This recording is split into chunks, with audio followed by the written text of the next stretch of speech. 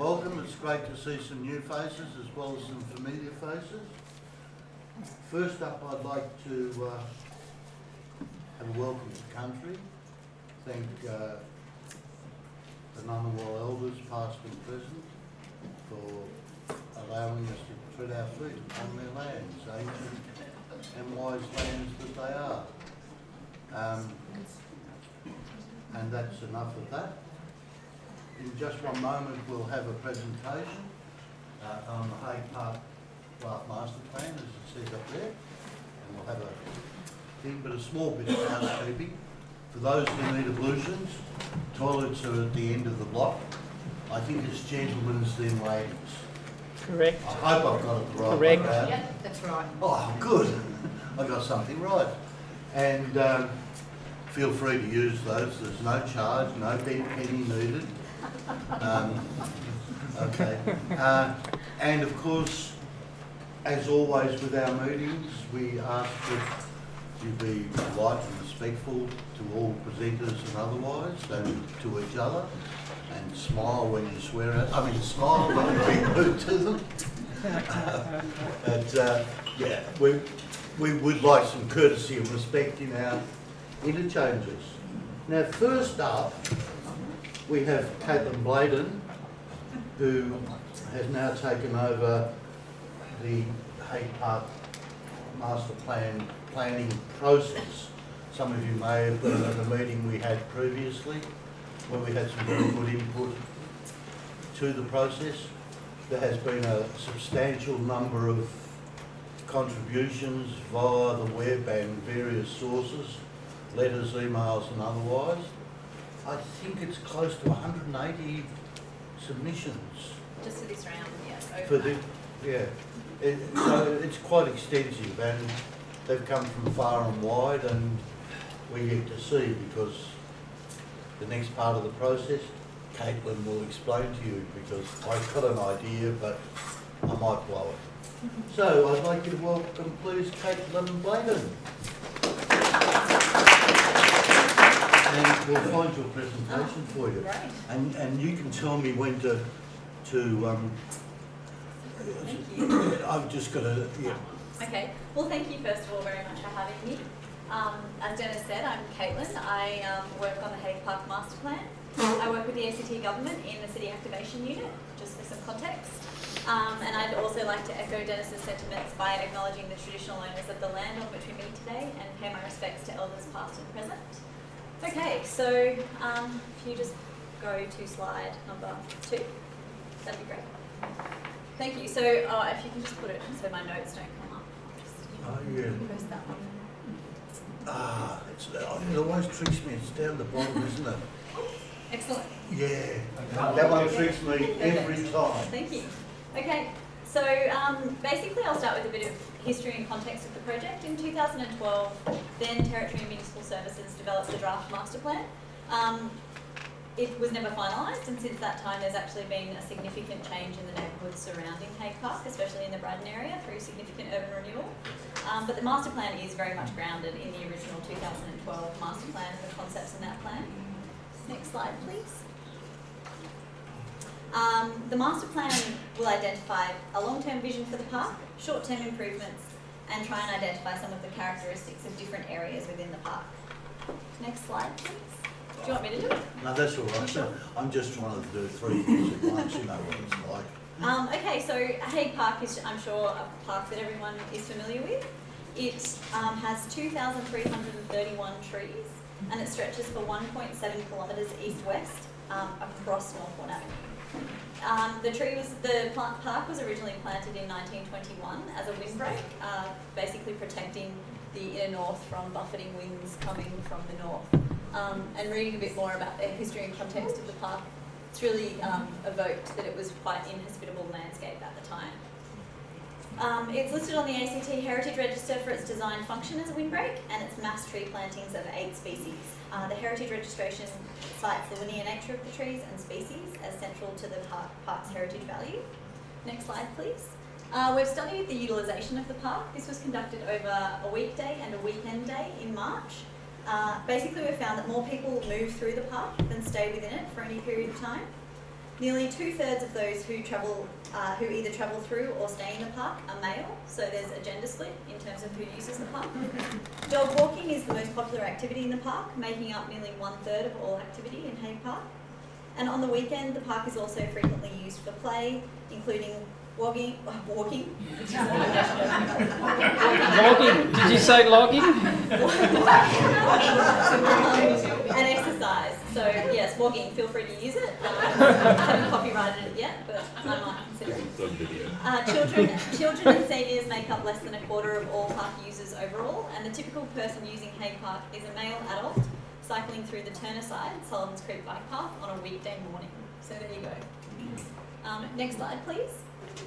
So when we're developing the master plan, we're taking a range of considerations into account. So we're trying to think as broadly as we possibly can. So we're thinking about things like biodiversity, heritage, tree health, climate change, and of course, importantly, the community use and needs. Next slide, please. So how are we achieving our purpose while addressing all our inputs and considerations? Well, this is kind of an overall diagram of our master planning process. You can see that beforehand, when we last came to speak to you, we were working through some of that initial phase 1 community engagement, talking about vision and ideas for the park. And basically during that time, we were also doing heaps of research, spending lots of time out in the park, and considering the planning context and the history and all the other kind of constraints and opportunities within the park. We then went to the community to talk to them about their ideas and visions for the park. We developed a formal vision and then tested that vision with the community. And through the current phase, which is where we are now, we're looking at design elements that we've developed from that initial phase of community engagement plus all our research and scoping. So we're there. From here, we have much more planning and designing to do, as you can see, and essentially we're looking at having a final master plan developed with its conservation management plan, which is a requirement under the Heritage Act, sort of we're hoping early 2018. Next slide, please. So, in terms of the community engagement timeline, this is where we are, talking about design elements, and that's what I'm here to present and talk to you about tonight. Slide 9, please.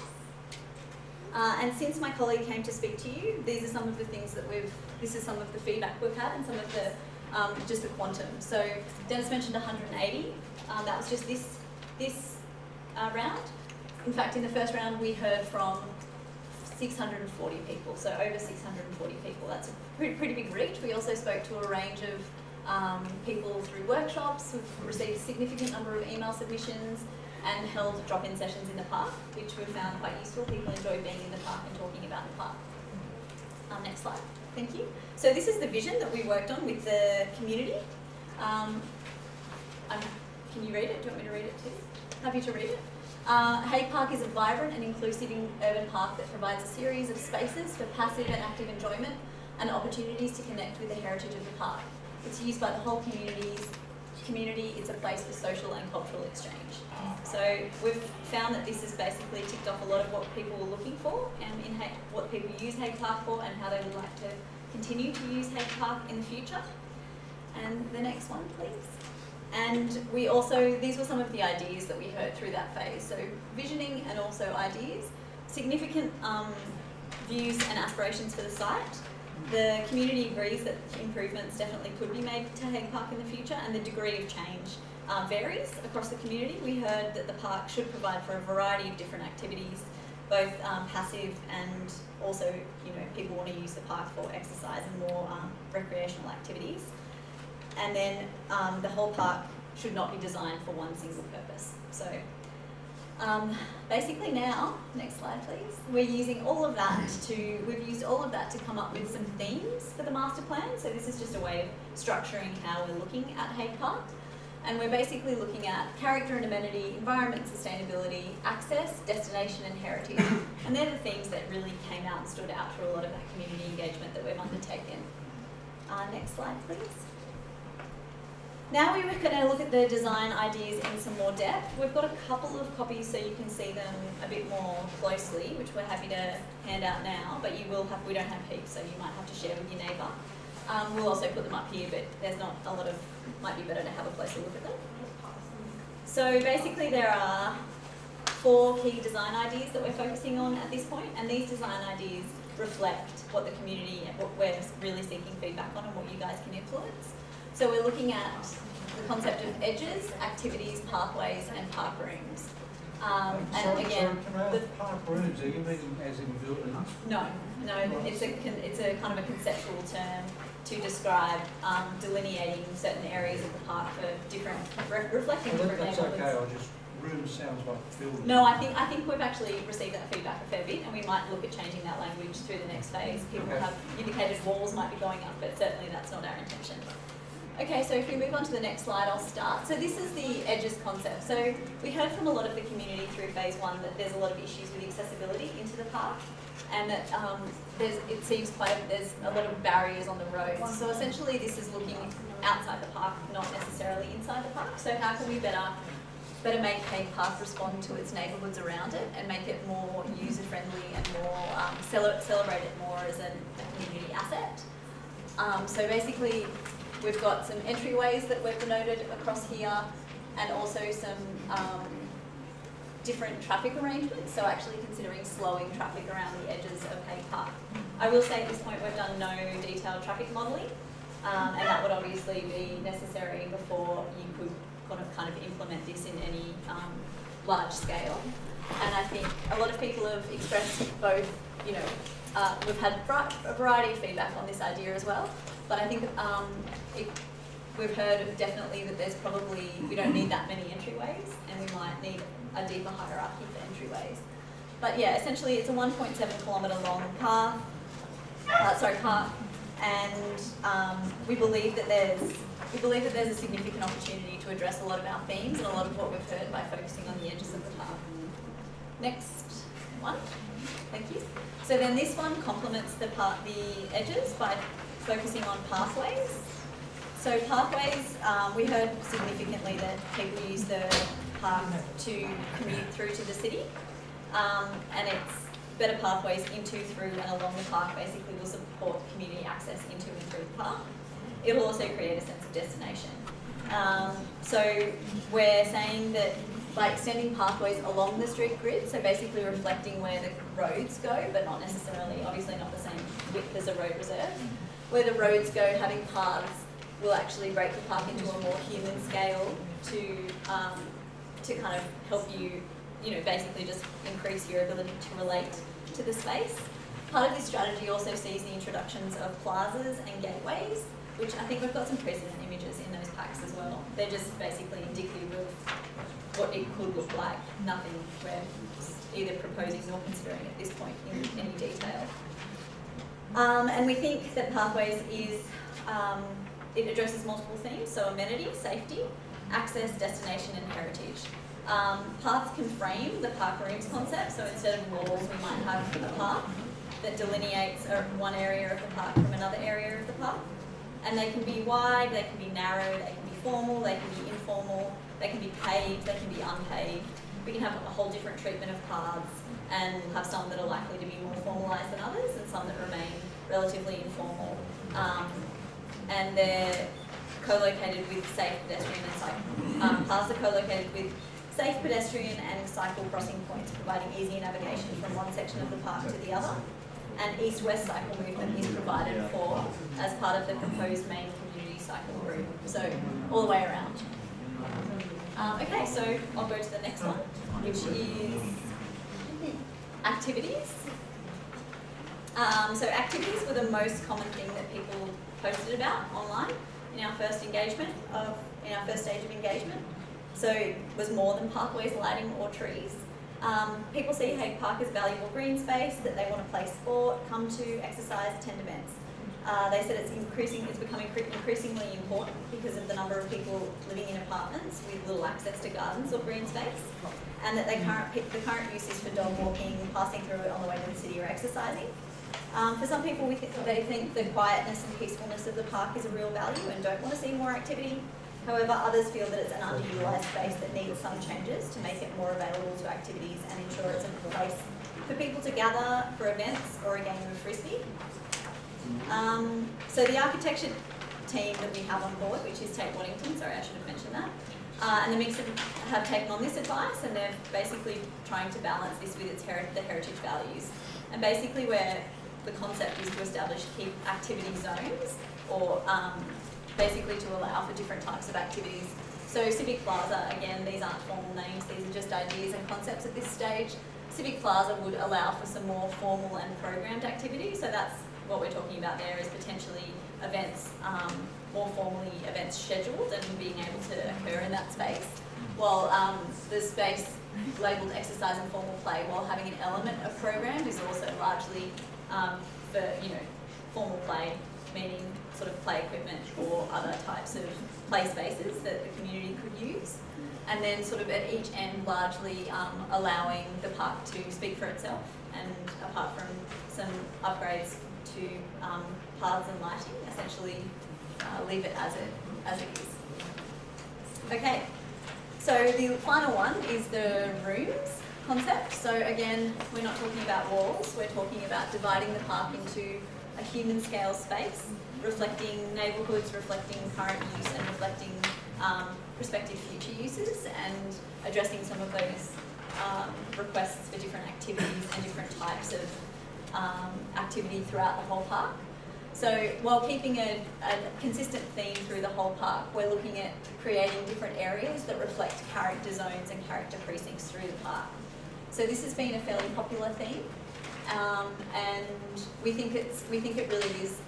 Its strength is that it does respond to the varied community feedback that we've had on the park.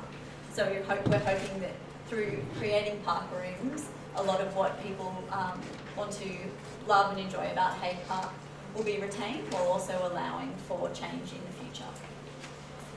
Okay, so through this stage we've kept up our mixed methods approach, which is how we're talking about community engagement, which basically means we're trying to hear from as many people as possible across as many mediums as possible. We've gone through, so we have an online, on our Your Say page, we've received 177 surveys to date and 57 discussion board comments, which are all publicly available. We've had 27 submission emails. We've had over 50 people attend 3 drop-in sessions, and we had a speaker series a few weeks ago, which was attended by 68 people, which was a good learning experience for us. We've never run anything like that before, but it was a more formal information provision from some experts. And then at our second workshop, we had 74 community members attend. Okay, could I go to slide 18? Yep. So the current phase actually closes this Friday, so we encourage you to have your say if you haven't already. And there's many ways in which you can do that. We'll put up our email and phone number in a sec, and we've also got some hard copy surveys if you'd rather fill those out tonight. Otherwise, hop online and fill the surveys out online. And of course, we've got Bonnie here. The lovely Bonnie is going to be taking notes if you guys have any questions or other comments that you'd like to make. That's the end of the formal presentation. Do we get questions? Yes. I have a question, or I have a statement and a question. I think the consultation process has been very poor. I think that it's actually given people the impression that they should say what they want in the park, and that those things will be recorded and will be taken into consideration in the processes as you've outlined them. But from my experience, because you did not up front explain to people about the constraints of a national heritage, of an ACT heritage listing and a national trust listing, and you have not put out there as part of the consultations from the beginning, the proposals from the draft plan 2012, people were kind of moved into a process of being asked, what would you like? And of putting forward all kinds of inappropriate answers, such as, I'd like a skate park, I'd like a merry-go-round, I'd like this and I'd like that. And that has then raised community expectations, which have really never ever been fully, those people have never been fully informed. And I think myself, I have grave concerns that the notion that you can break a continuous road tree park up into sections, not replant trees that that have died or have been removed by ACT government, and use these areas as sort of opportunities for activities is running directly counter to the National Trust and the ACT heritage listing, which requires certain things to be fulfilled. And I personally believe that if you segment the park in the manner in which you've proposed, particularly around Moreton Lonsdale streets, where all kinds of hard structures and paving and different things are envisaged in your proposals, that is actually going to cause very, very detrimental problems when it comes to heritage. Hugh, I wondered if Caitlin would like to be able to... Yeah, I'm sorry you feel that way, firstly, that you think the process has been poor. We've worked quite, we really are, it is a genuine process of engagement and consultation, and we are interested in people's visioning and hopes for the park, in addition to, I think we have tried to be very clear that we understand that it is a heritage listed park, and that comes with a whole range of requirements on us.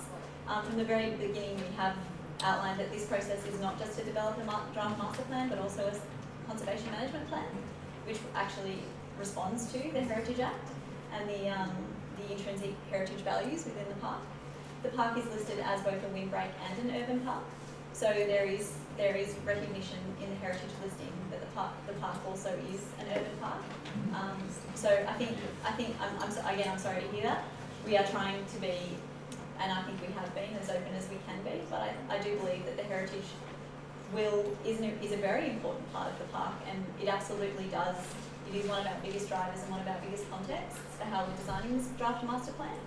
And we are working very closely with Heritage ACT and the Heritage Council on this project. Thank you, Caitlin. Could I just also ask a segue to that?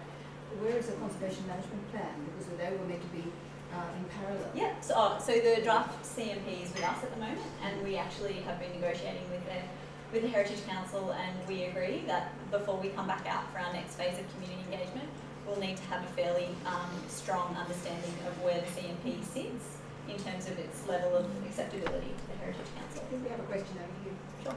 Oh, I would just say that I very much like the proposed plan. I think it responds very well to the changing community. About the trees that are there, does the heritage coverage now mean that the trees largely will need to stay the same, or because one of the things, while there are lots of heritage trees there, lots of the sort of pines and trees are dark and make for quite uninviting spaces. Yeah. So the species form part of the registration. So the 8 species in the park at the moment form part of the heritage registration. So yes, the program that we have been running in terms of management and maintenance of the park is to replace like with like. It's to an extent, I think there has been some change of species, but that's largely related to weed management, but there have been change with acceptable species that have been negotiated with the tree unit and the ACT Heritage Council. But yeah, the view would be to maintain as many trees as possible through the process. Does that maintain or increase the number of trees? We haven't been looking at necessarily increasing the number of trees. Up the back there. I'll put in a question. Hi, change appears to be sort of portrayed as something that's desirable in its own right, and I've just got some questions about what's the rationale for the different so-called rooms that have been placed where they have been placed? So, for example, why is the quiet reflection room so-called up near Limestone Avenue? Okay, for a number of reasons. It reflects that around that there is a lower density residential, and it reflects the zoning. So the zoning there is for that type of residential. And then across the road, obviously, there's a school, so it doesn't have particularly high traffic. Also, this is one of the areas of highest heritage integrity in the park. So this is one of the areas that is sort of, it really demonstrates the 14 rows of trees, and they're kind of bang on.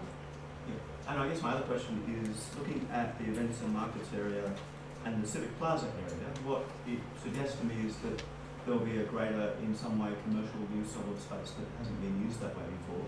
Now, if the community says that's desirable, that's great, but has there been much consideration given to that, and what's contemplated? Yes, Try look, to change in, sorry, try to change in the character and the nature of the park, it seems to me. as it currently is. Yeah. Yes. So I think we've heard that the community, this process will result in change in the park. The master plan won't come up with recommendations to not change the park. We are also responding to significant community suggestion that event spaces would be great in Hague Park and more event activity would be great. And that might include commercial activity. It might not. Those kinds of details are not where we're at right now. There is an existing depot within that area of the park. And then the events and market space, so the space which is actually the Turner Parklands, I might just flip back if we can to that slide. That is being considered as an area of influence. So while it's obviously not directly in Hague Park, it's a significant area of influence, and it's also a significant area of opportunity that we see. It's not got the same planning constraints that Hague Park has. So if you were to run a large-scale event that required open green space, that's a nice area to be able to utilise for that. Up back there, the lady. Oh, Leon. We currently have about a dozen endangered species in the ACT, like the pigtail worm lizard. Now, it's been estimated that 6.9% of the world's species are likely to become extinct in this century as a result of global warming. Translated to the ACT, that probably means thousands of species that are likely to go extinct, and we'll have to do something to help them survive. Hague Park could be a very important corridor for these species to migrate from habitats that are no longer suitable to habitats that are becoming suitable for them. Now, for that to happen, it will have to remain vegetated, and the nature of the vegetation will have to change to be suitable for all these native species. Has that been taken into account? So at our speaker series, which I mentioned earlier, we actually had a long conversation about biodiversity. So the golden sun moth is in Hague Park, which is one of our endangered species. However, otherwise, it's not an area of high quality natural habitat because it's all introduced species. So it's not really a lot of animals don't use it for habitat. The powerful owl does roost in the Turner section of the park, and that's largely, we believe, taking food from the Black Mountain and Mount Majura, Black Mountain and Mount Ainslie, and then eating it essentially in Hague Park and sleeping there. But the fact that it's not a suitable habitat now doesn't mean that it couldn't become an extremely important habitat, especially as a corridor for species to move to places. It is identified as because it's 2 kilometres. It is a touchdown point for birds currently, but again, because the species are specified, it's unlikely that we're going to see a significant change in the species We're throughout the talking park. about Leon, you've had a pretty good go. Are you going to wind up on this? Yeah, we're talking about an unspecified species increasing from about a dozen to several thousand. Yes. And so. However, I think that it's just a matter of the heritage value of the park is assessed to be a particular species of tree, and that's a fairly important component of what we're looking at. The lady, yeah. No, I wanted to support what Helen said earlier. I certainly, I've been to some of the consultations, I've engaged in the process. I think there's been a fabulous effort to try and engage the community. But I think but in order to have genuine engagement, people do need to know what they need to know. And one critical set of information here is what's in play and what's not in play. And I think at the moment we're getting a very mixed message actually. One is that anything is possible and we should, dream big, dream wide, and, think very broadly about what might be possible. At the same time, and that seems to be really being picked up by your team and you're really taking that forward.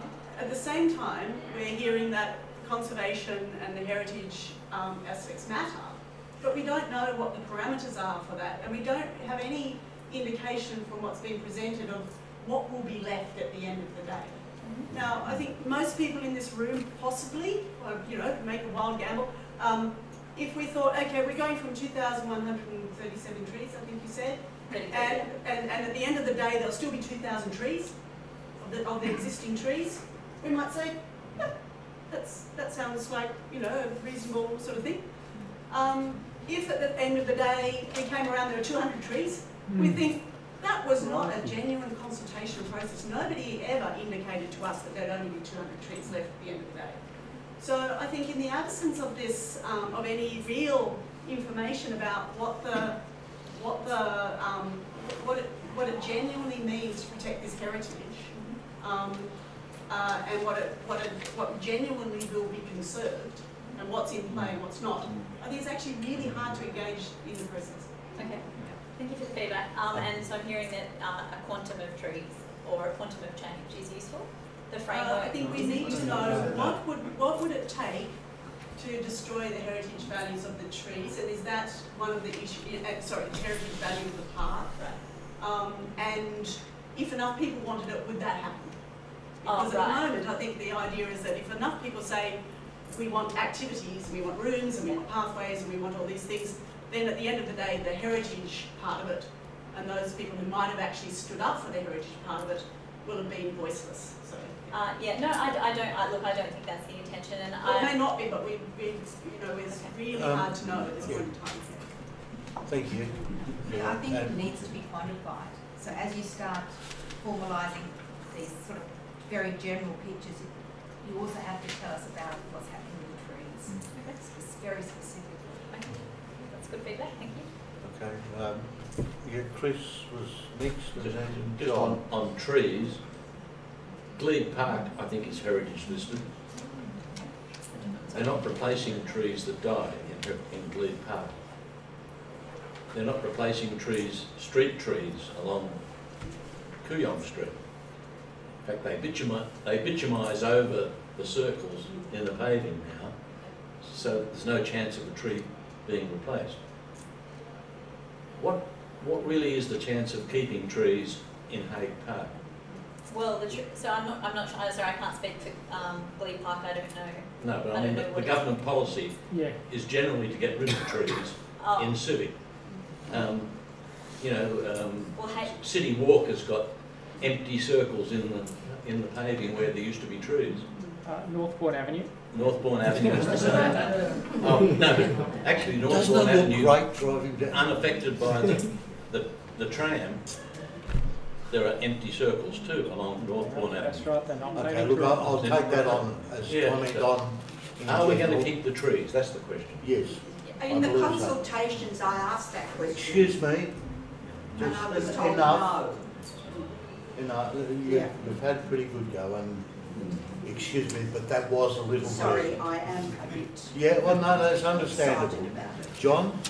Yes, I'll try and sort of summarise. There seems to be some sort of dynamic here between heritage and enhancing the biodiversity of the place, right? I think you've got to make a decision which way you're going to go, and I'm personally in favour, and I think a lot of people too, including a lot of voiceless people who haven't turned up, out of from O'Connor and other areas around Turner, would like to see a much greater enhancement of the understory and the biodiversity.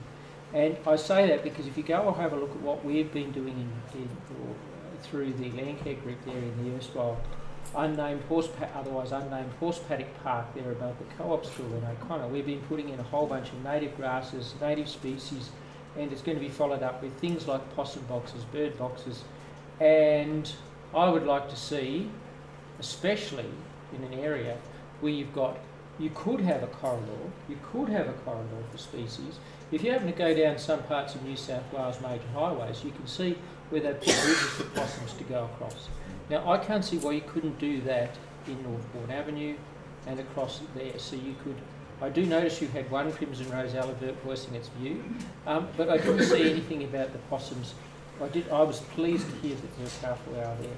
and that there could be a lot So, yeah, more if you look at the understory. There is, I think on our website we actually have the presentations from the speaker series, so you can actually go up and there's quite a comprehensive overview of the species that are currently in the park. If you're interested, I can encourage you to I have a am look at that. interested. I'd like 1, 2 and thereabout is where we'll wind up. So I'd like to put an alternative view to John's. Sure. I think I mean biodiversity and native species and is useful, but in the context of this park, which is nearly 100 years old, it's only one park which, even though it's long, isn't very deep. Its heritage aspects are the trees and the long lines from east to west. Even breaking them up with this civic plaza, which is a warrior's name, it suggests to me a large concrete area is going to, in my view, destroy those heritage aspects. I think the fact that the heritage part of it is those long trees, the whole continuous park. Hello. It seems like there might be a tree cut down in this process. There may be. Is there a commitment to do anything with the trees or to use the trees that are cut down in the process in any of the buildings or the play areas so that the trees will be returned to the space? We haven't, I don't see why we couldn't. We haven't had, I don't think we're anywhere near that level of detail yet, but we certainly can take that note and take it on board. Wonderful. Okay. Thank you. okay, lucky last. Look, mine's just going to be a comment. It will no longer be protection for the suburbs from northerly winds, will it? Because it will be changed so dramatically. It used to be that parks were places where people went to do their own thing, but parks were often designed, especially with the advent of the motor car, to soak up all the gases, etc., from the city. Now we've got far more pollution in the atmosphere from kinds of cities. I am astounded that I am looking at such a built environment and you're calling it a park. And you are compartmentalising it, and you are directing people to specific parts of that area to do specific things. I cannot see that is recreation. Okay, I'll just respond to that quickly. So it's not, I wouldn't assume that it's in any way mutually exclusive. You don't have to go anywhere for quiet reflection. Presumably there would not be a 24/7 activity of exercise and formal play. There's still going to be a significant amount of space for people to just enjoy the park as it is. Okay. Okay, thank you. Thanks very much for having me, everyone.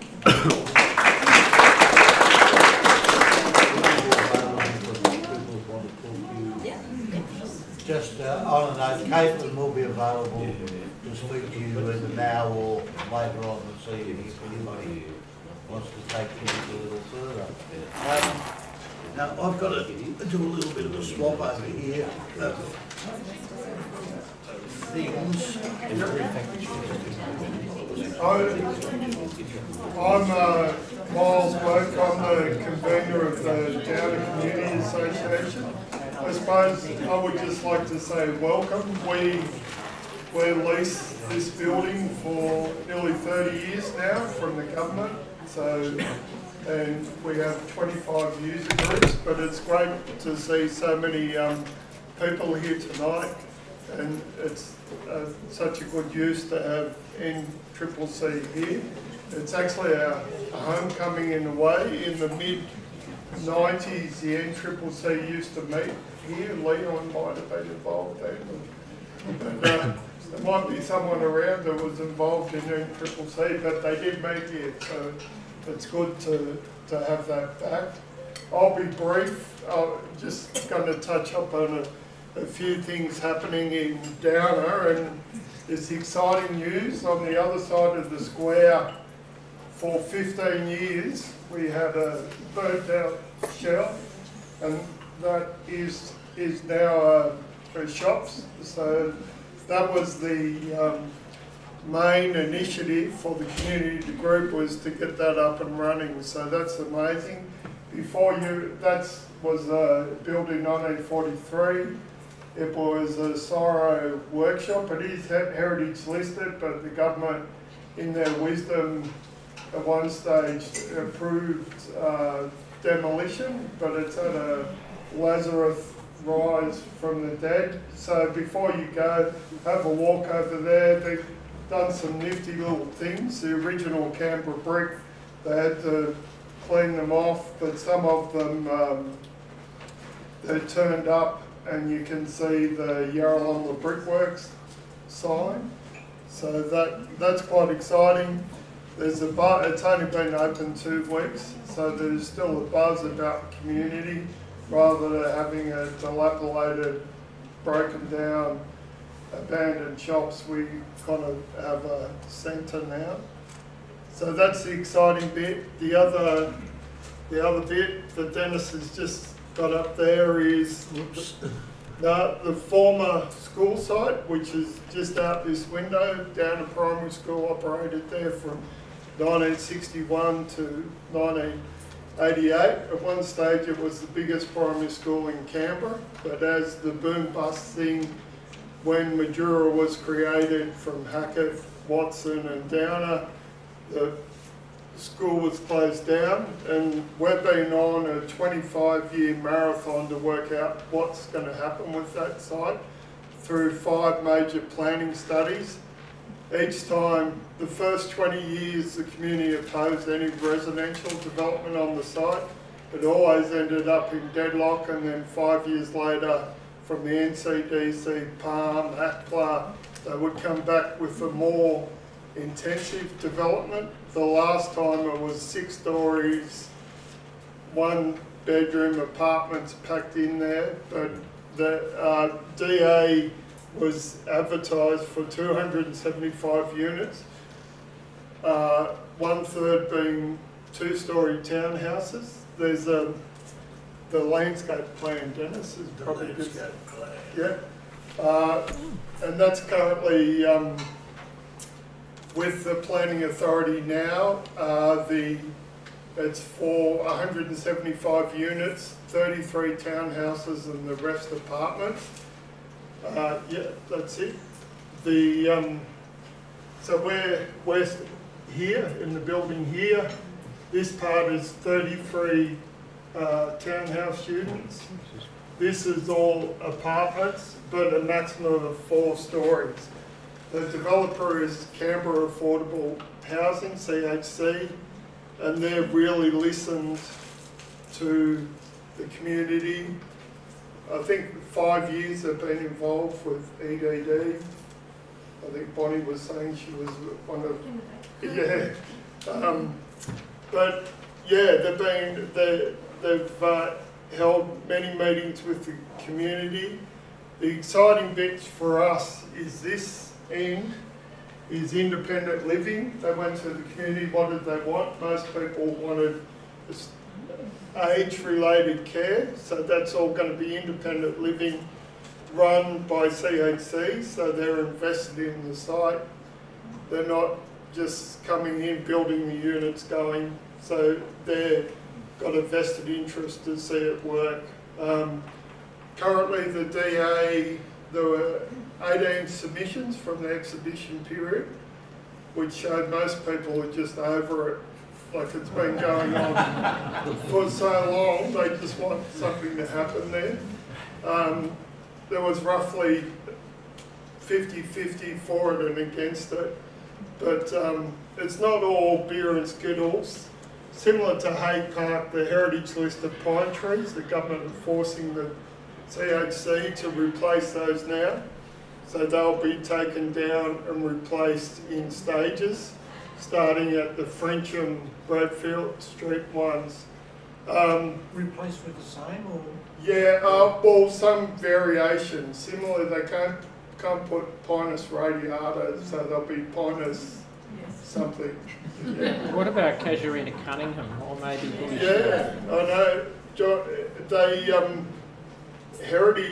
The heritage people are kind of driven this a lot because it's heritage listed, and they're actually saying they've got to go back in the similar spots and whatever. But it is, the trees have been the most contentious issue in a way because, but it sounds like that's being dictated too. But the other things we're concerned about, when it was rezoned to R5, EDD did make a few promises here, and we're just going to make sure that they follow through. And one of those is paying for the restoration of the community square up there. So that's a big deal for us. It's like the traffic study said there's going to be 100% increase in traffic down Melba Street. So that's a big issue, and parking is going to be obviously a lot more, but it's hard to know the answers to those because whatever happens here, it's probably that's going to be an issue. But most people you speak to will live with it because they can see the shops are going to be a lot more viable. So what the community wanted, and we wanted something like City Edge. I don't know if there's a kind of residence here. Yeah, there is. So that's what with the shops and the City Edge, because it has a lot of mature deciduous trees, John. So that was our outcome, if you like, kind of thing. Yeah. The stage one, it's only the eastern part. The western part, the age or independent living, they call it, is 3 years away. When you was asking me when that was going to happen. Does anyone want to talk about that? I'll just yes. Yeah. Is there internal road access in there? No, that was that was the original plan that had a main street and going through there, and the people up on Bradfield Street weren't happy with it. So there is road access going along here. So this is where we are, comes along the shops and then out Swindon. And this is going to be a public, so they had to keep the public domain. This is a public walkway and this is a public walkway. So, but it was all deliberate that a lot of people weren't too keen having a through street, and that was one of the recent changes. But there will be the shops to be part of the reason the shops weren't viable is they were hidden away, and it's very hard to get in. So they're keen on having this road, but the designers hope to be like a shared pedestrian vehicle like Bunda Street or where the ANU is, rather than a full-on road. Okay, and that's how residents will access. Yeah. Oh, well, that access. So the other thing they've done is to split the traffic. So the independent living, they come off Melba, the apartments come off Bradfield, and the townhouses come off Frensham. So rather than the traffic just concentrated in one part, they split it up. Sorry, Jeff. Yep. That's okay. What's the mix of 1, 2 and Yep. 3 bedrooms, and have you ensured they've met the minimum car parking requirements? Yep. Great question. It would be a minimum, yeah. And see how if there is more, you'd be happy to know there's more 2 and 3 bedrooms than 1. So they're targeted, well, the townhouses are obviously all 2 and 3 bedrooms, but even in apartments there was, I haven't got the figures, but that was a big thing. We just didn't want 1 bedroom units, and so they've taken that on, and it is more than 2/3 or even greater to the parking. so the townhouses meets, they all have garages, they've got visitor parking here and so down here and somewhere, so they meet the code. The apartments, they got visitor parking up here, and this whole thing is going to be a underground, like basement parking, but they are short, and they're short on visitor parking. And one of the things they were talking about is doing indents on Bradfield, and but it is an issue. Parking is an issue for everyone as well as the traffic. That's why you've got to plan it up front. Yep. Because I'm sure with the old retirement village, Yeah. there are visitors everywhere. Yep. They have got a lot more scope for visitors, but it is a good question. Parking is going to be the contentious issue, I think.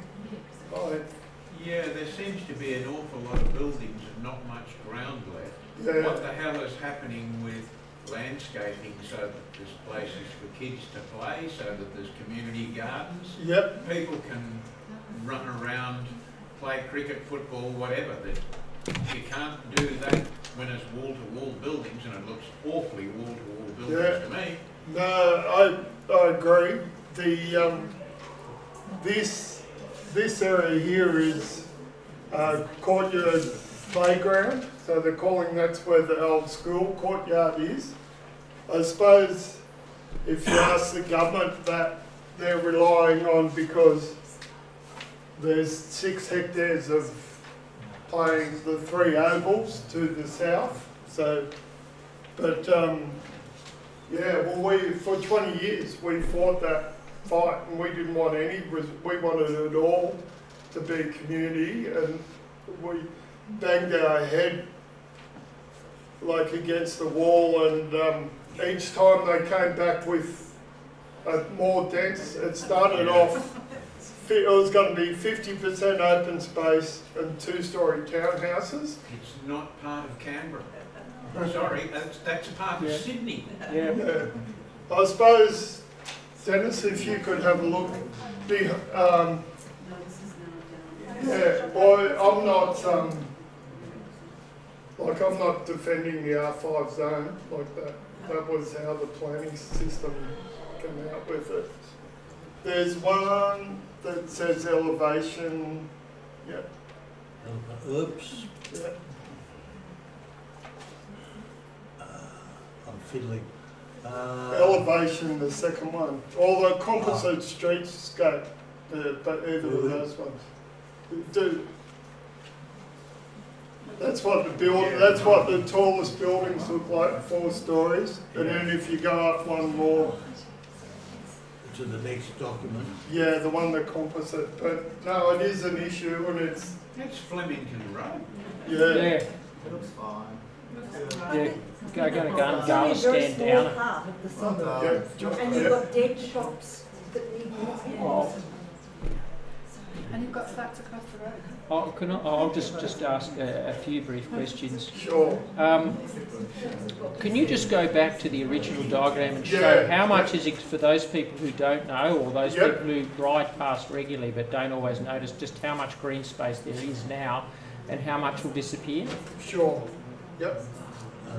Well, it's a good question. The one win we had was the pine trees.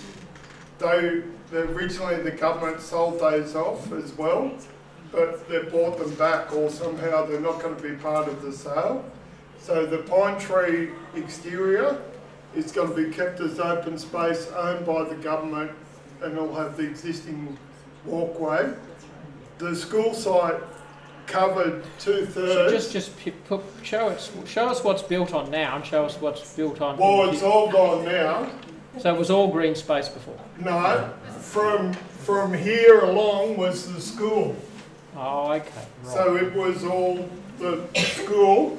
This was vacant. That was the school playground. That sounds right. Yep. It's all been cleared. So. This is all open space, the pine trees.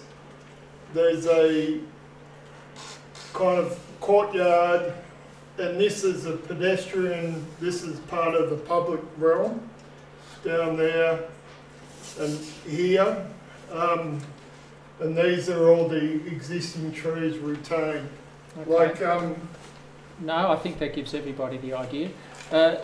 With 17-odd thousand unit developments currently in the pipeline, yeah. With builders going broke, what's the probability this finish out as a construction site? And it goes no further. I don't know, John. Well, unit prices are going down. Try and sell a second-hand unit. Yeah. House prices are going up. The demand is for single, detached houses. I'll just make a point. The next one is your White Knight, of course. What proportion of these are going to be sold to offshore investors? Given they knew there's no foreign investment restriction on what proportion will be sold to offshore investors. Yeah, we'll take that as a comment. Just as well. What's happening to the south end of the other side of the shops? Nothing. It's so part of the deal was they couldn't touch any of the ovals or the current, so it's not changing in any shape or form. Oh, that's good. Yeah. Right. I'll declare my interest first. Town Groudens, the Retirement Village Residents Association. Yeah. I'm very interested in what you're calling independent. Yeah. Yep. So, what precisely is it going to be? Is it going to be individual units or villas or? Yeah. I'm not quite sure, but all I know is they ran community meetings to work out what the community wanted, and it's supposed to be intermediate before an aged care home. So you have your independent unit, but you have, and CHC are going to run it, but you might have help like the Button or. I'm not 100% sure. There's a lady, Patty Kendall, on our committee that's been right through it, but I know it's supposed to be like an intermediate step for people that want to downsize, but they're not ready to go into an aged care. Yeah. Residential care. The only question I ask is, then they're not contemplating building a residential care facility in that area? No. No. In that case, I say to you that's very good. Yeah. Because once you do that, you run into conflict between what is Commonwealth jurisdiction and what is state and territory jurisdiction. Yeah. And it causes quite a lot of problems. So those people, there will actually be people who are able to live independently, but like in their homes, can get community support in it. That's right. I think Chris or someone, they might know more about that than me, but I think that's a concept, isn't it, Chris? Yeah. I think that some people will live there for 20 years. Others will move on to a nursing home at some stage. But basically they're living freely like anybody else in the city. There will be some communal rooms so they can have meeting places during the day. But basically they're just ordinary citizens So there living will there. be community facilities for the... I think they're talking about a room with a kitchen attached. Oh, right. So they can Right. meet occasionally. So it will If be you a look much at smaller, Goodwin it will Ainsley, be a much it's, smaller sort of group of units and things than the big retirement villages that they're in. it's a sort of retirement village. Sort of, yeah. And are they multi-storey apartments which have got support systems built into them? Yes. They're 4-storey buildings, yeah. Right, with it's this- more of that, Yeah, with a slightly different purpose. yeah, that's fair I think enough to it's say. It's like Goodwin Ainsley, but without the swimming pool and the over-the-top facilities that many people would say. Goodwin Ainsley is a retirement village. You've got Dennis, there's one, a light rail one.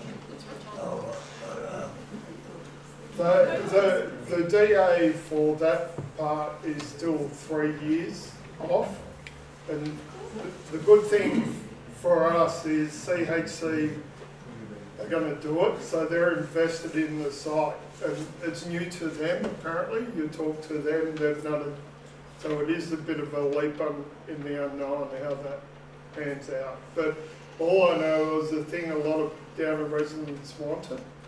So it's fair enough to say that end of the site's got a lot more community support than just the apartment bit. Is that The one, yep. So I'll be brief. We've got plans up there. This is a light rail stop. Like for Downer, it's going to be a big issue because it's going to close internal roads off permanently. So this is Swindon. So this is Swindon. They're putting lights in, and then they're creating a four-way intersection to the netball courts and Uwani Golf Club. But for the Panton Street one way and the Northbourne Avenue service road the other way is going to be in a cul-de-sac. So it's quite a change. This is the train stop. It was on exhibition 2 weeks ago. We put a submission in saying where are people going to drop off. There's no real drop off. It's supposed to be a kiss and drop, which is you can't park your car. You get booted out of the car, but there's nowhere where people can pull up. So the other things we raised is it seemed to be all about people going to the stop. We raised, because all the Downer kids, they have to go across to go to Lynham High School. It was about catering for the through pedestrians and bike riders, how that's going to happen.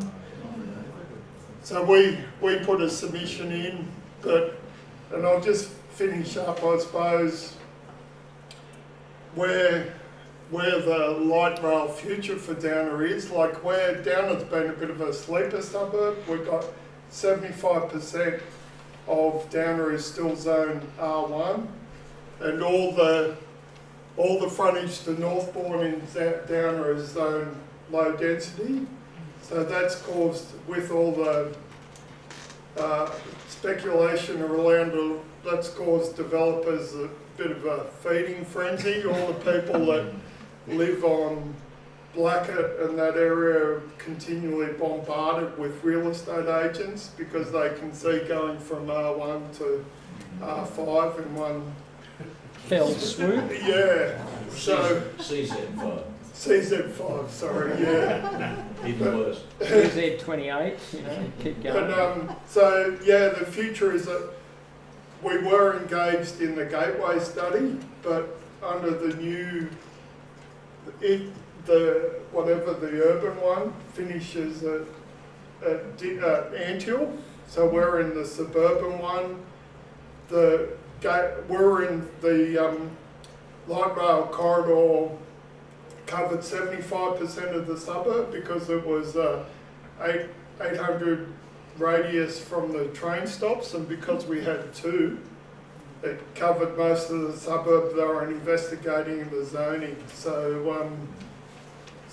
it's a bit unknown where the future goes, but it's going to be different.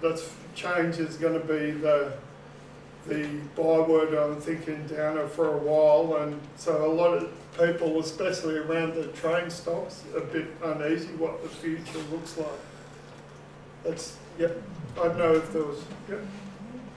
Okay. Yeah, Would thank you like you. to thank Miles for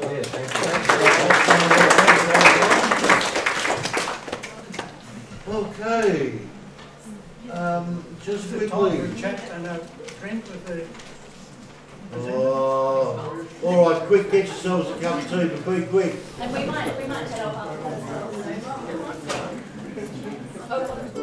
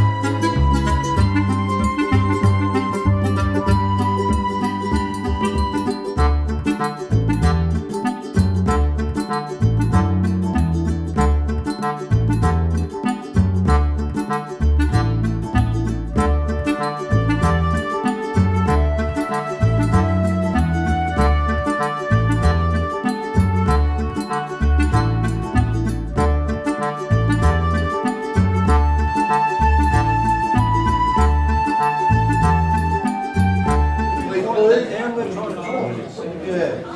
Come sit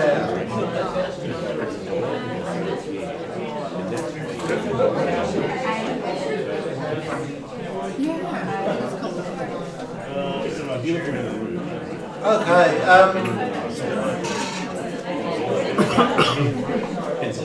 Just, if I could have your attention, please. Some of you may have seen previously advertised that we were going to have a talk on the Federal Highway. I'll hand you the body for a moment. Yeah. So a member from the Capital Works team in the Capital Works and the Chief Minister, Treasury and Economic Development was going to be here this evening to give a brief, a very brief presentation around the design works that are sort of commencing on the old Wells Station Road and Federal Highway intersection, just down from where the Canberra Park resort has been built. That presentation has been, I guess, cancelled for now, or will probably come along later, and it will be representatives from the Transport Canberra Community City Services Directorate, as they are now going to be looking after the project in its entirety, so design phase and actually building upgrading the intersections. So if anyone had come along tonight to hear specifically about that, I'm happy to take any quick questions or comments or email. The presentation from Gerard for that was really just going to be around that it was announced in the budget recently that work is happening. It's also been in recent media announcements as well. So if anyone does have any specific questions, happy to catch me before I... Will there be a talk on that later on? So I can't sort of commit to that as it's another directorate that will be looking after it, but I'm sure they will have some updates and sort of communications comment around when works will start and what it will involve. But if you did have any specific questions, I can take them now. I just can't promise it because I don't work for the directorate who will be doing it, but I'd like to think that they'll have something come out. So what type of intersection does it become? Is it a roundabout or? I think it's signalised. Signalised. Yeah.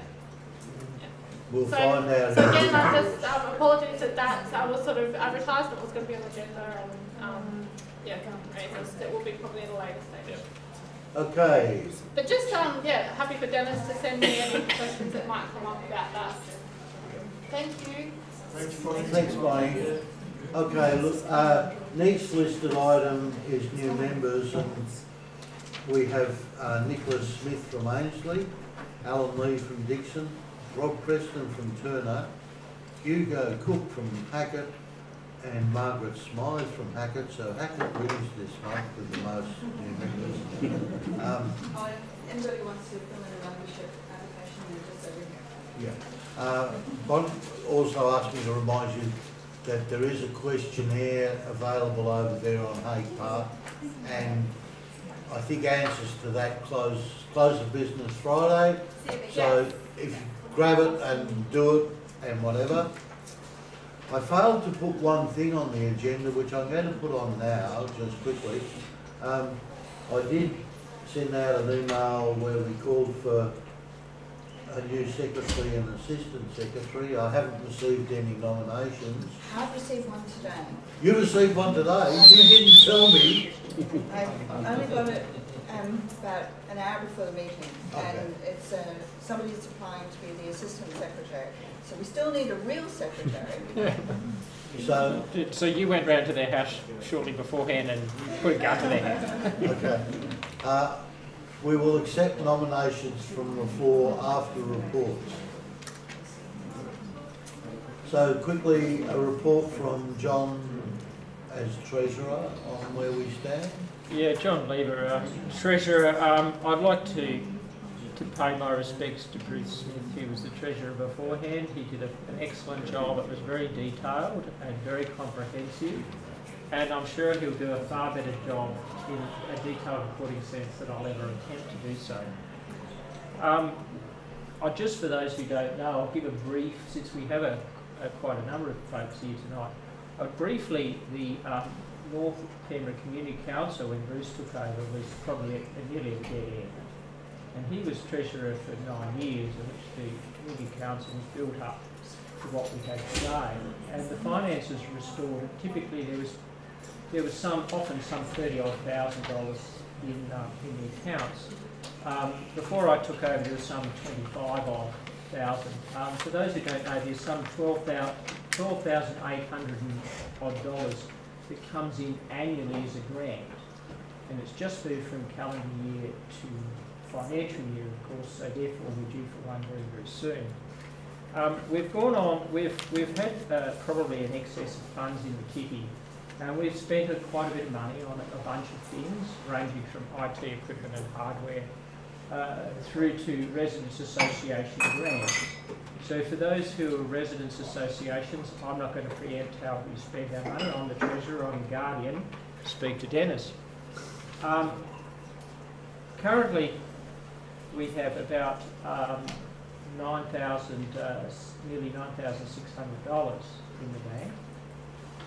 Subject to reconciliations over the last few days. We're looking, of course, for a grant of some $12,800 coming up, payable from the 1st of July. So we're going to be quite flush with cash, and I think we've moved from a position of defence to a position of being able to try and push this money out into the community so that our existence and support and benefit to the community can be unquestionable. Would that sound about right, Dennis? Yeah, you did well. Well, there you go. So perhaps not so great on the bookkeeping and the reporting and the pie charts, but far better on the trying to bring that across, those views across the community, and actively advocating that we are here to be an active representative of the community, and bring more folks to the forum and spend more of the money. Did I say that? And on community activities. On defendable community consultation activities. So we're here to be as active and as proactive with our funds as we possibly can. Okay, I commend this budget. Do we move you and we accept that report? Thanks, John. A quick report from me. I haven't done very much this month because I've been busy knocking out bricks and building walls and renovating the house, so I'm going to not make a report, I've decided. Well done. Too busy renovating. I don't think we have any other reports of note. Anybody got? Oh, Marianne has something. I'll just do a very brief comment on what's happening in Reid. As President of the Reid Residents Association, you've raised quite a few issues tonight about Hague Park and its heritage status. We have a problem in Reid as well, because there seems to be a rather interesting situation in terms of compliance with what we regard as the entry into the Heritage Register for the Heritage Housing Precinct. And we do have 3 Mr. Fluffy houses in Reid. One is being reconstructed and rebuilt at the moment. And we have a tension between what mandatory requirements are and what requirements that are subject to the discretion of the authority. The one particular building that's going up at the moment in Uri Street is actually sent to the Heritage Council, and they rejected it on the last DA in 2015. However, it was overridden by the Environment Sustainability Planning, Planning Council for Sustainability Directorate. And it seems to be that whether this ever somebody has capacity to fund it, we certainly don't, to take it to the Supreme Court as to what the word mandatory means. It seems to be where the tension lies, because certainly some of the things that have been passed actually do constitute what seems to be mandatory requirements. So that's been a big disappointment. We are watching like hawks the other two houses, or the other two sites that haven't had a DA put forward at this particular point in time.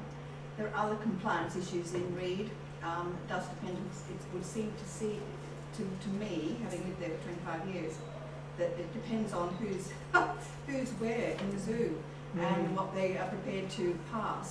So there's been sort of an encroaching death by 1,000 cuts. And so at some stage or other, it would be interested to see much higher level of surveillance and compliance and a true understanding and interpretation of the law. We do not want to preserve, as in an old-fashioned museum state, Reed for perpetuity. We don't think that. It's got to be able to live and breathe in the same way as I think Hayward Park needs to be able to as well, adjust to changing needs and changing climates and connectivity and all the things that you raise. But in this particular instance, yes, we're a little bit disturbed. Here is my report. Thank you. Leon? I'd just like to comment that that directorate has a substantial history of acting contrary to the law, possibly because it doesn't understand it. I've had legal advice that the Macquarie Dictionary is a good source of interpretation. And I believe that before I believe the directorate. Thank you for that comment, Leon. I said thank you. Hi. Sorry, I don't know your name. Helen Connor. Hi, Helen. Can I just point out that roaming around on the internet this afternoon, I discovered that the Legislative Council has had a committee calling for input about issues such as billboards. And I've been particularly concerned about the billboards on the AFL Oval in Ainslie, and the fact that they're there in a row and all facing out into the street. Unfortunately, from what I can gather, written submissions closed yesterday evening. I'm wondering perhaps if some of the residents' councils or this committee might be able to speak with members of the ACT Legislative Council who are concerned with the committee individually, if submissions have not actually already been put in. I'll take that on board. Just make a comment to that. Sorry, Leon. I'll just note that Ainslie doesn't have an active residents association at the moment. Yes. It'd be fabulous if there was one. Yes. And that there is possibly a residents association grant to help facilitate and communicate. Yes. that. Unfortunately, I live in Turner and I'm a member of the Turner Residents Association, but as a long-standing inner north person, I'm concerned about everything that happens. Okay. And this is creeping into general business. It's not actually reports. So I shall now move to general business and territory plan draft variation 352. Some issues have been raised with us. I think Jane's going to give us a quick overview. Sorry, I'm just going to simply say, these posters are up here to remind people that on the 1st of July, which is next Saturday, there's going to be an event, movie night at the Dixon shops that the Dixon Village Traders Association are organising. So if you know people with kids especially, they're showing Polar Express. And I didn't want to forget to do that because they've done a lot of work, the village traders, to actually get this up and running, and applying for permits turns out to be a drama. Okay, so I'm Jane Goffman, and welcome to the winter solstice. Days get longer after this, so that's a good thing.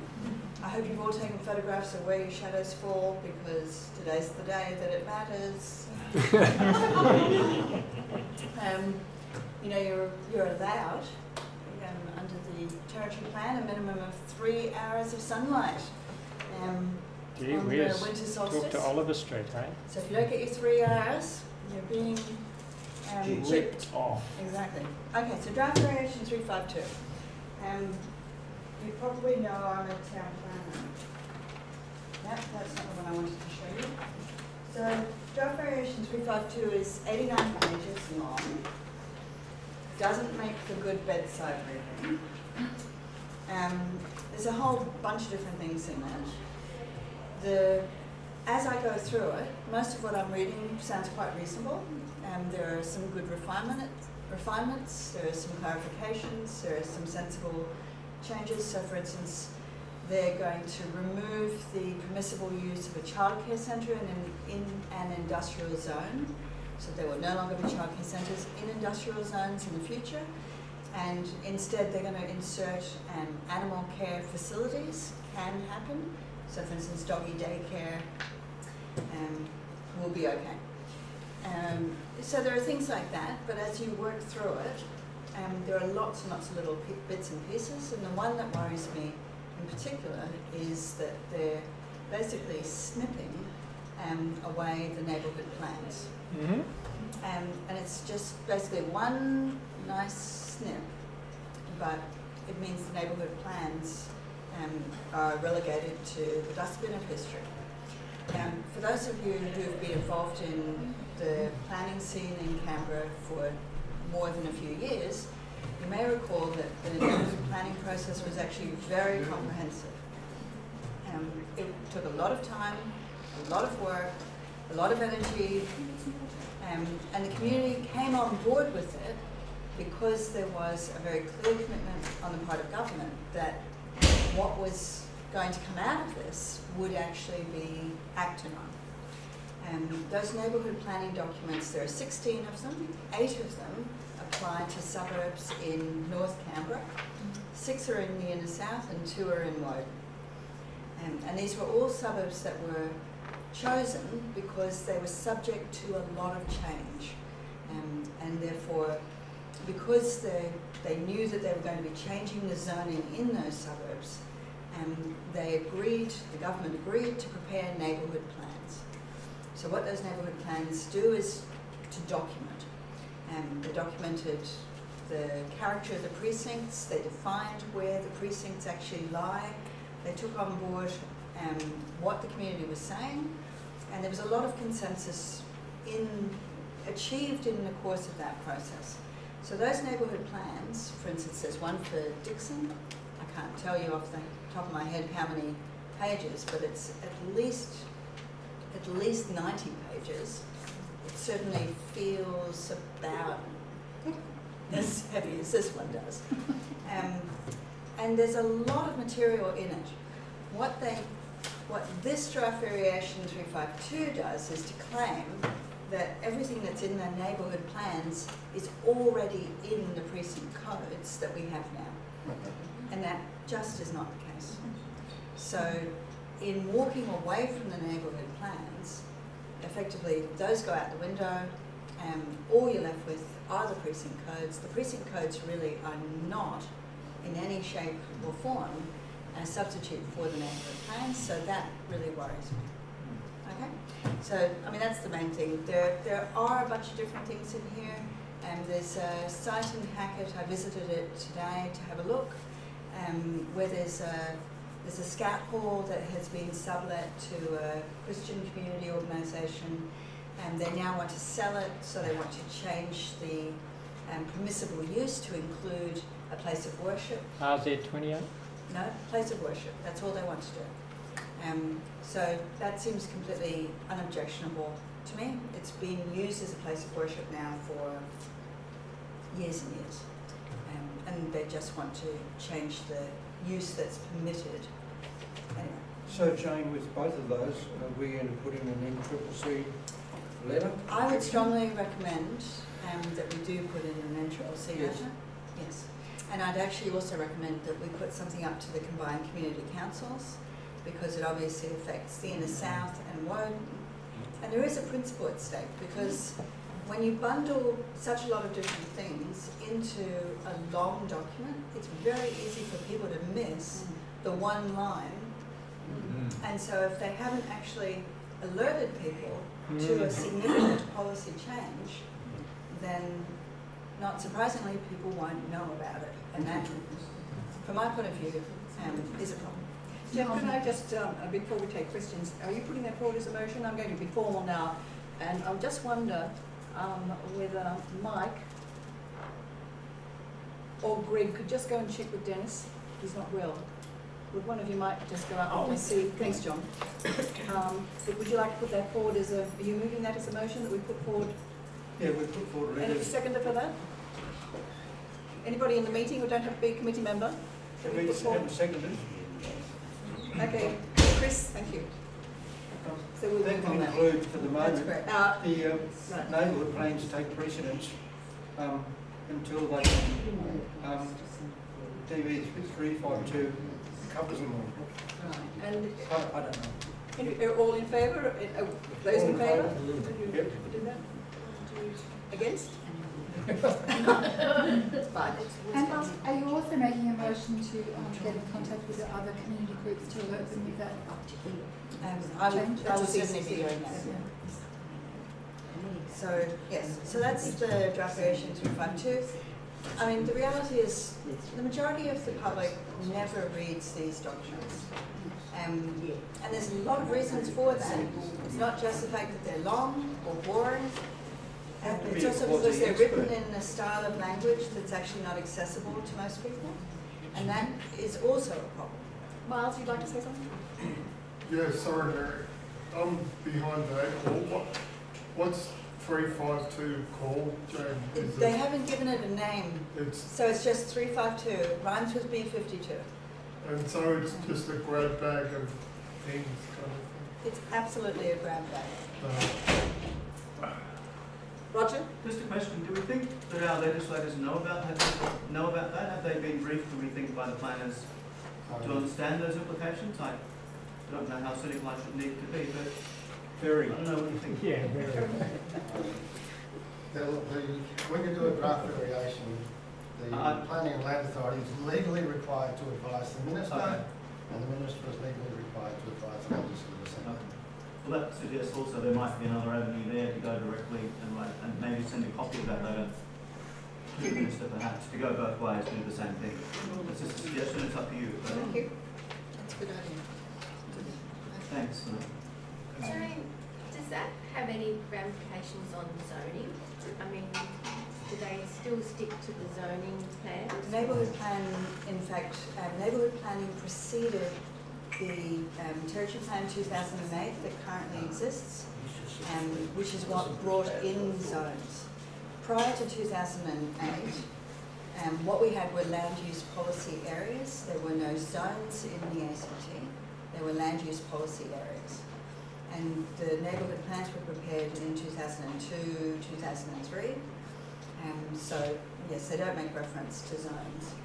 Because they did at that time start talking about higher densities over, you know, around shopping centres and lane lanes and main roads and things. Exactly. Yeah. And so, I mean, there was very much, when the zones came in, what they did was to essentially translate what the land use policy areas had been into zones. And in fact, that was very much, you know, A for A, B for B. So that was a straight translation. But of course, a zone means something different because yeah, land use policy was very much something that the NCDC had produced. Anyway, so yeah, there's a lot of background there.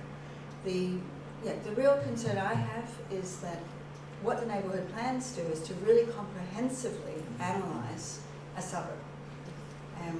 And so they give a great deal of meat, if you like, as a planner. If you've got to consider them, there's a lot in them to take on board.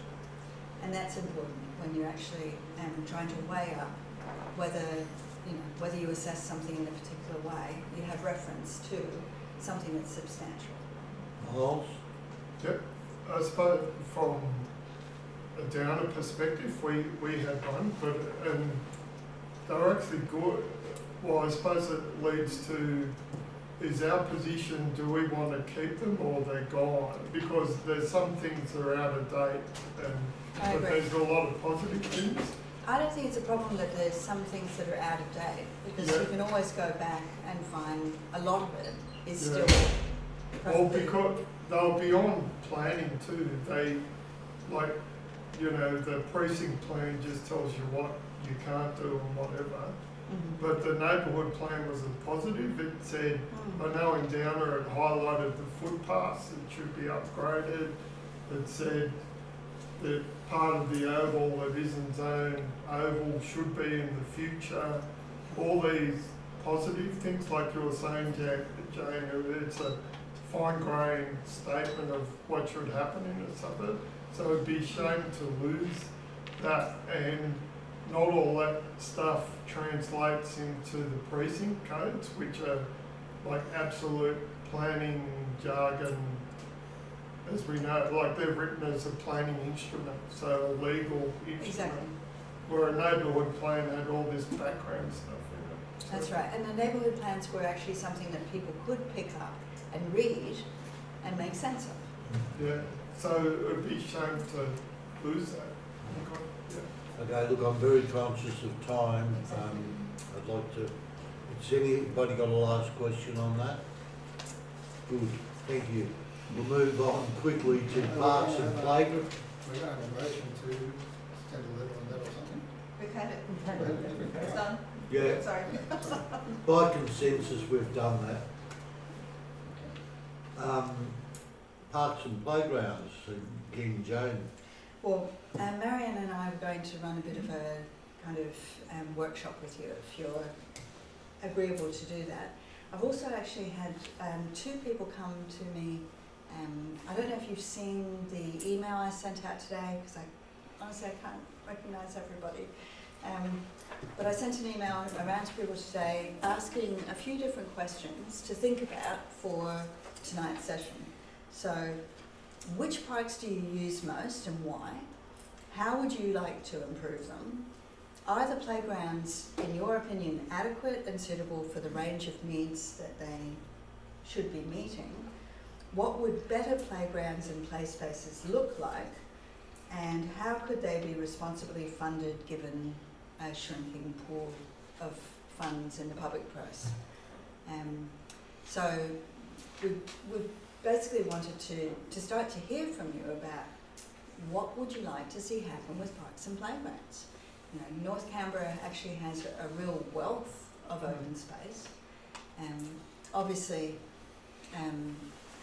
that is a resource. It's here for the community for years and years and years, and hopefully we're talking, you know, for the life of this city. And as this North Canberra, as the density in North Canberra increases, of course, that catchment for the public open space that's here now intensifies. So there will be more people using. If you look at a park these days, most of the week, you know, during the day, kids are in school. They're not using those parks. But after school, those parks are heavily used. And certainly the Dixon playing fields that I know very well are very heavily used. And it's a great thing. Of course, people use them to walk their dogs, they use them for exercise, they use them for meditation. I see people doing Tai Chi, playing golf or practicing, all sorts of things. In fact, the Dixon wetlands, they get used for fishing. There are actually people who go out in the morning before work and they fish. So there's an enormous range of things that are already happening in these parks. And I mean, as a planner, parks and playgrounds actually is something I really am very interested in, because that thing about if you're actually going to combat obesity, you need to get people using the parks that are here. And in particular, you need to get the kids using them. So if the playgrounds aren't suitable, not surprisingly, the kids aren't going to use them. And the reality is that most people these days don't let the kids go to the park by themselves. So unless the parent goes with them and has something there that makes that attractive, then the kids are going to Sydenham and use their computers. We did have an email from somebody on We who had- wanted to talk about parks. Is anybody here? She had to leave, but I also got a call today, and she was hoping I would read this out. There's a lot here, so I can't read all of it. Basically, what she's saying is that she looks after the O'Connor Tocumwal Housing Precinct Land Care Group, and that she has, off her own bat, gone around and raised $3,000, just knocking on people's doors and explaining what it is she wanted to do. And because she was able to raise that money herself, she wasn't accountable to anybody else, and she could get on and actually do something. And one of the things she's suggesting is that rather than just looking to the ST government to fork out the money and empty the bins, there might be an opportunity to form a land care group and actually start to get some things to happen. Anyway, I mean, that was a really good suggestion. Look, we've got some butcher's paper. Do people want to start to talk about this? Fill you in a tiny little bit about that. That, of course, is Claudia, who I and others in the group here know well. And as chair of the O'Connor Residents Association, Claudia was instrumental. I've got to pay respects to Claudia because she was instrumental in establishing, or perhaps re-establishing, the O'Connor Residents Association. And she's had a subset of that. There's been the land care there in the erstwhile but unnamed Horse Paddock Park. And it's been turning what is basically a bunch of feral weeds, in my view, into a combination of local indigenous native species, bush tucker and tanbuck. And it is pretty extraordinary, but it is actually true. The folks in the little Tocumwal area, the keyhole streets if you like, have been happy to fork out not only rates but also quite a bit of money for her to get on and do this. And I was actually badgering a number of people, including the Minister at the time, Shane Rattenreath, to get on and even put in a barbecue. I can assure you nothing happened. So I find this pleasing, surprising, extraordinary. But I also do note the people in that area are paying $4,000 a year in rates. And I question what for. Bins don't cost that much. Okay, Lars? I just had a group of 30-year-old, they're making a vox pop. They've got a camera going, the guy from Capital Brewing, and so they're hoping to upgrade the parks in Downer, and they're going to run a campaign, but they're doing it, they're going to have Facebook put their findings. They were down here on the weekend interviewing anyone, asking about the parks. They want a bigger, they think the park at the Oval's for little kids. Yeah, so they want a park for bigger kids. I think that was one thing, but they're going to do Facebook posts of what they find. So I just raised it. That's one source of the community group doing that. So they're kind of separate of any community association. Yeah, when we're talking about parks, I think there's a need, a really, really big need for lots of reasons, for some sections of parks to be essentially parent-free zones where kids can be bloody kids. They really need to learn how to do things for themselves, keep themselves safe, make some decisions without helicopters all over the place, and we're really running into trouble because kids aren't able to do that. And if you go to places, I won't say where because they're nice, where kids can do that, the kids are amazingly well behaved. They're not feral kids, they're nice kids, they're well behaved, and the parents aren't hovering over them, the kids are out there doing their thing. Can I take that as social commentary?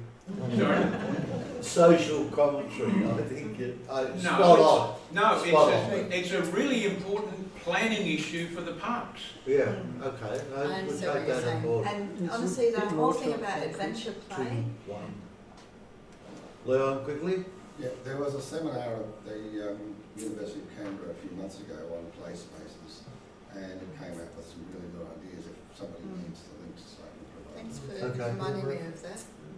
Yeah, number 2, go. I must admit, I think it's one thing to think about what we need now, and it's another thing to try and get your head around what the North Canberra is going to be like when it's really dense, and the playgrounds and parks that we need then, and so it's sort of like planning for now and for the future. So I just feel like, certainly, you know, maybe I haven't read the right things, but I haven't seen anything that really captures, gives me a picture, I suppose, of how dense it's going to be. And I think there's a reason why we're not being told. And so it's really hard to then think, okay, well, I know what I want now, you know, based on what's happened already, but I don't quite know what to expect. Blade Runner. So I was just interested in Jane's answer. She said, we know what to expect. We do know what to expect, or we don't? The material I've seen has been incredibly vague. They're projecting an additional 40,000 dwelling units in the Northbourne corridor. But the Northbourne corridor is actually really very wide, because it's essentially 2 kilometres wide. And 40,000 dwelling units, you know, the average dwelling unit is, you know, 2.2 persons per dwelling. So you're talking something like 80 to 90,000 additional people in the Northbourne corridor.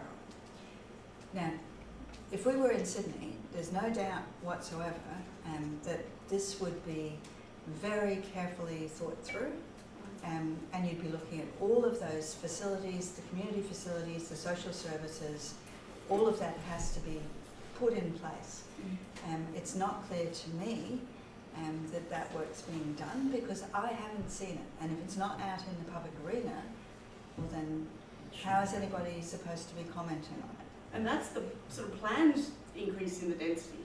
Meanwhile, there's huge swathes of suburbs where people are building second dwellings and all of those things, so we don't even know what. Well, that's right, and that was always the intention, was the dual occupancy, you know, the granny flat, the secondary residence. Essentially, what it does is to double population. Okay, yeah. And then we wonder if people start saying, are you using that park?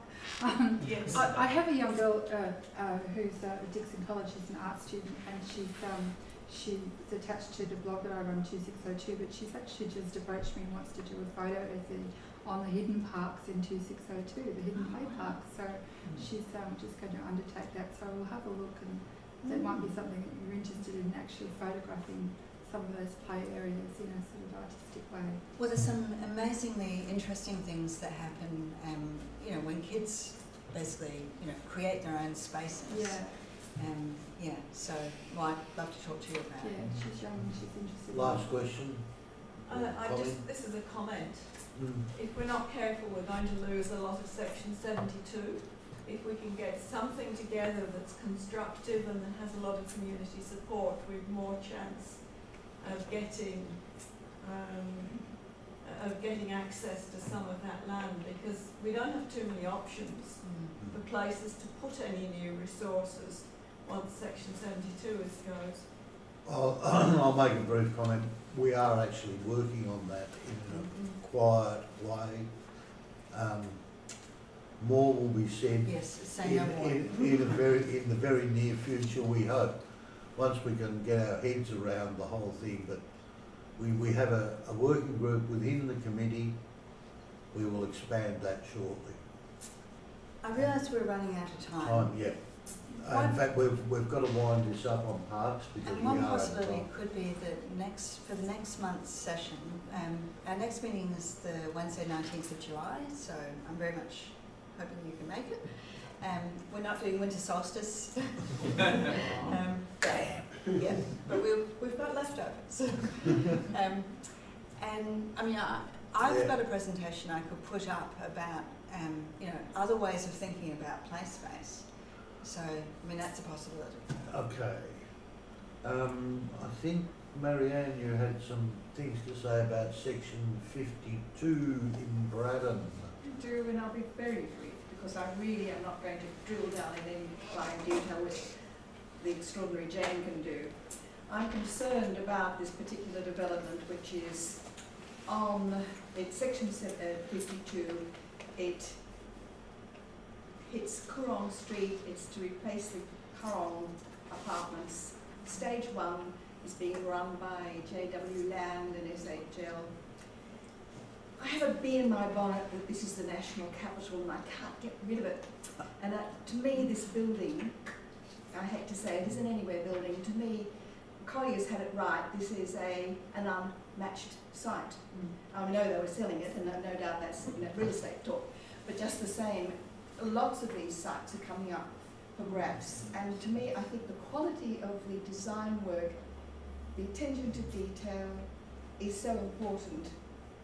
And I find that this is a very underwhelming building, and I have said so face to face to the architect, which I'm sure is not going to endear anybody, but that is the way it is. But it's profitable. Yeah. And if it's profitable, we don't give it out. It is extremely profitable. There's a whole heap, and Chris, can you remember the number of single room dwellings? But there's certainly a preponderance of them, and no doubt the 2 rooms and the 3-room apartments will have snorkel rooms, as they call them these days, which is a falling construction.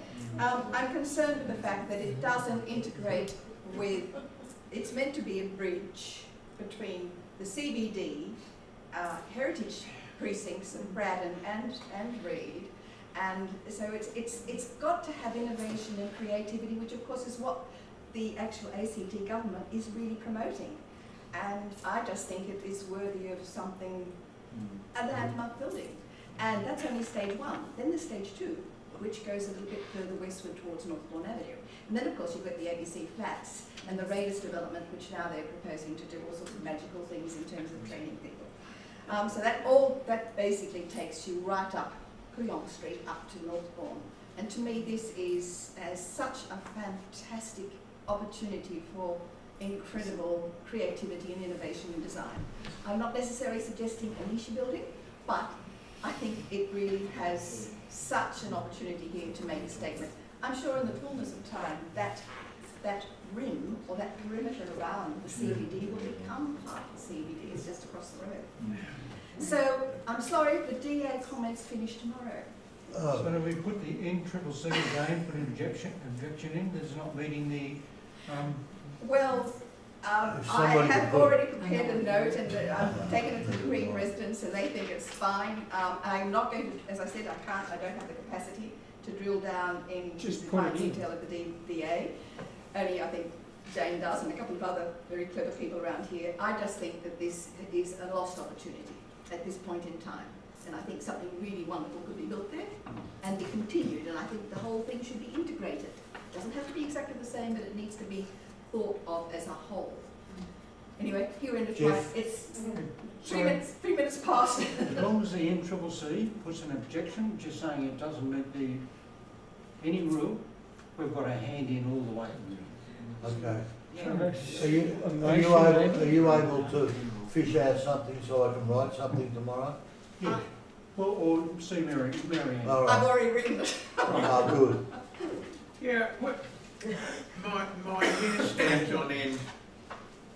Where the hell did we ever get a CBD from? It's bloody Civic. It's the Civic Town Centre. There's Woden, there's Belconnen, right? It is not a bloody CBD, in spite of what the politicians want to do. And hang on. The whole unique nature of Canberra was that it would not have a CBD. It would have town centres and none of them would rule. Now, if we allow the thing to become a CBD, all is lost. And I'm serious. Okay. Here. Thank you. Just to put two items together there, section 52 is part of the ABC flat redevelopment. It demolishes 5 playgrounds that existed, and it's replaced with 0.